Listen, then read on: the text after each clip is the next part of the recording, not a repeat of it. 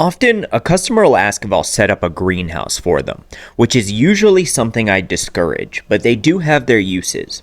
So, how do you know if a greenhouse is right for you?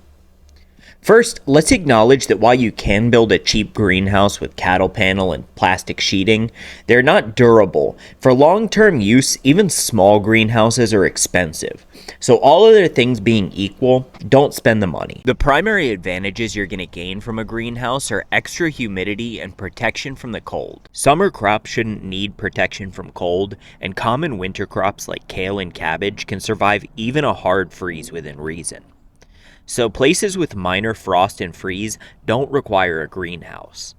In places like the southeast US and Central America, added humidity can be more harm than good, since it'll make fungal diseases more common, and your plants don't need the extra moisture. So what kind of places do I recommend a greenhouse? Places with harsh winters that can reach -7 Celsius or 19 degrees Fahrenheit, or which have freezes that last more than a few days at a time, but not so cold as to make it impractical to tend your greenhouse in the winter.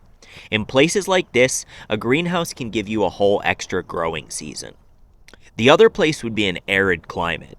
If you live in a desert, a greenhouse can help counteract the lack of moisture and humidity, greatly expanding the range of crops that you can grow in your location. If you fit one of these sets of conditions, a greenhouse might be right for you, but always weigh whether the added production you're going to get from the greenhouse is worth the money that you're investing into building it. It's almost never a good idea for somebody who's just starting out. Instead, spend a couple of seasons learning to maximize the production from your plants, and then maybe look at more expensive investments like a greenhouse. And check back here for more great home farming tips.